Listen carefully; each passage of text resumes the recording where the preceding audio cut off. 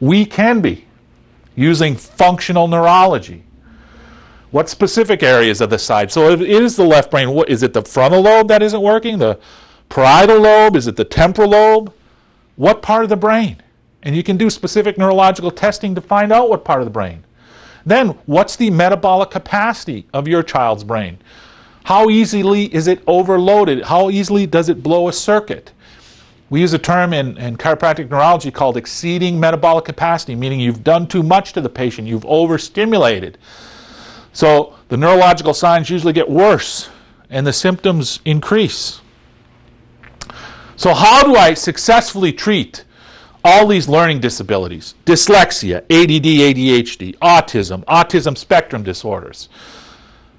By treating the patient neurologically and metabolically. Specific neurological and metabolic treatments. Let me cover it for you, and we'll start with the metabolic side, the right hand. And the right hand and the left hand have to work together. It's like the right brain and the left brain. So the first thing we do with a dyslexic patient, any dyslexic patient that hits the door, is specific sensitivity testing. Is your child sensitive to gluten, milk, soy, eggs, or yeast, or all of the above? The only way to find out is to test.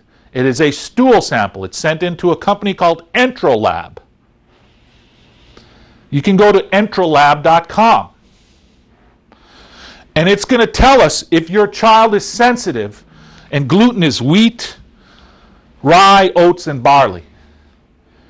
Sensitive to gluten, milk, soy, eggs, or yeast. Here are some of the symptoms of these sensitivities. Chronic pain or fatigue, frequent indigestion, bloated after eating, frequent loose bowel movements, constipation, mouth ulcers.